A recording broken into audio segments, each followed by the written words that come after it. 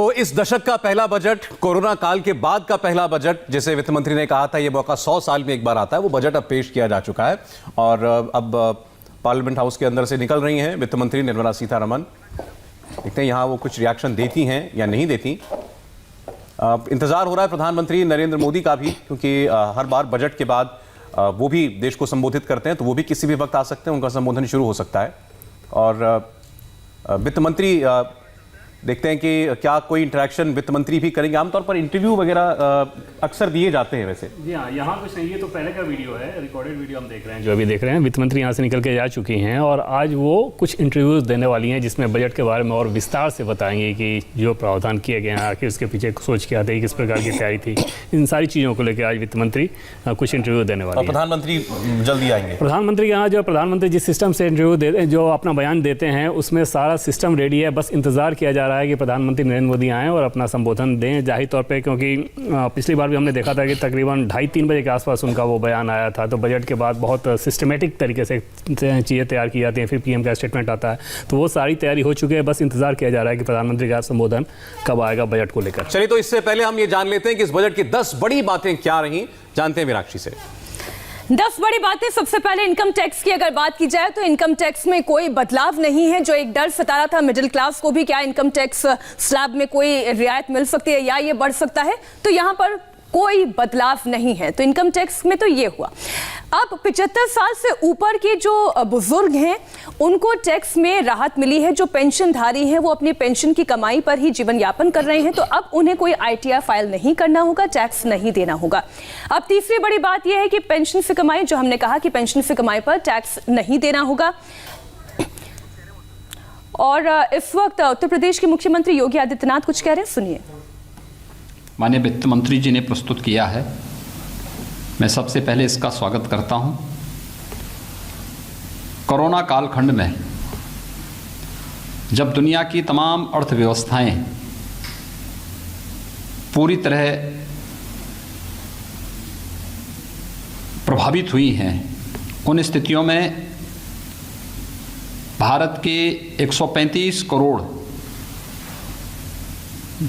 जनता की अपेक्षाओं और आकांक्षाओं को ध्यान में रख करके एक विकासोन्मुख और व्यावहारिक बजट प्रस्तुत करने के लिए मैं आदरणीय प्रधानमंत्री जी का और माननीय वित्त मंत्री जी का हृदय से अभिनंदन करता हूं।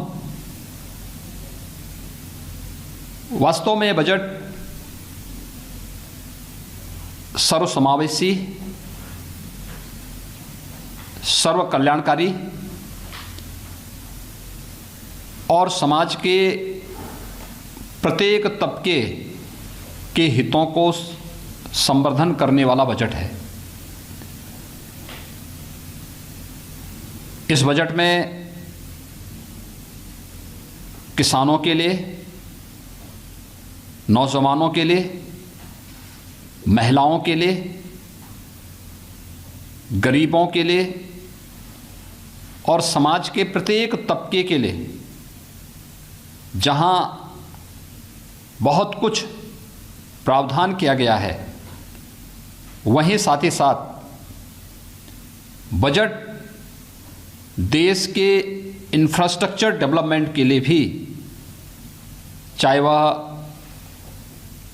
राजमार्गों की क्षमता को विस्तार देने का हो, रेलवे इंफ्रास्ट्रक्चर को एक नई गति देने का हो, ऊर्जा क्षेत्र में व्यापक परिवर्तन लाने की दिशा में किए जा रहे नए प्रयासों की ओर पूरे देश का ध्यान आकर्षित करता हो,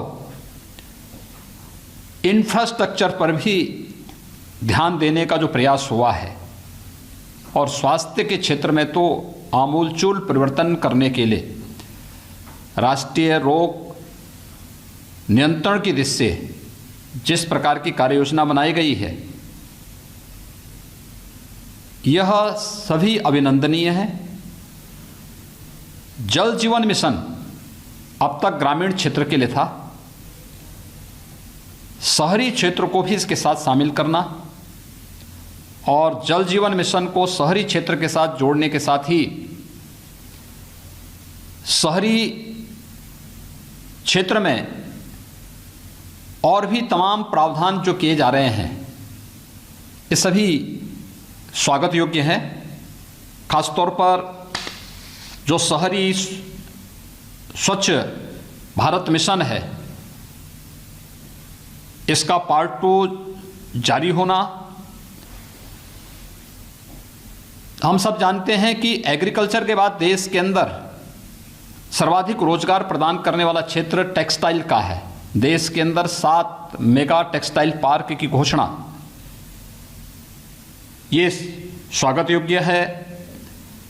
ऊर्जा क्षेत्र में हाइड्रोजन एनर्जी मिशन की घोषणा, ये ऊर्जा क्षेत्र में आमूलचूल परिवर्तन का कारण बनेगा। और यही नहीं, बल्कि अगर हम किसानों की बात करते हैं तो ये सर्वविदित है कि लागत का 1.5 गुना दाम प्रधानमंत्री मोदी जी ने देश के किसानों को दिया। 1000 अतिरिक्त मंडियों को ई नाम के साथ जोड़ने की जो कार्रवाई हुई है, कार्रवाई की घोषणा हुई है, ये वास्तव में किसानों को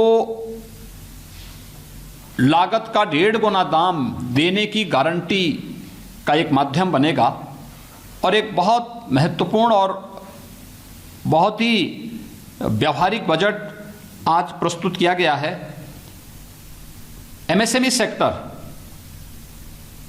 जो निवेश का ग्रोथ इंजन माना जाता है, इसके लिए विशेष प्रोत्साहन देना।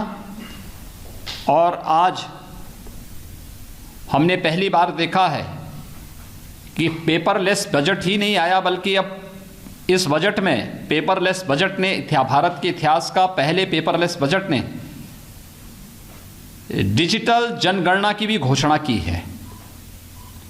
यानी सारी चीजें अब डिजिटल फॉर्म में आ रही हैं। ये सुविधाजनक भी होगी और व्यवहारिक भी होती हुई दिखाई देंगी।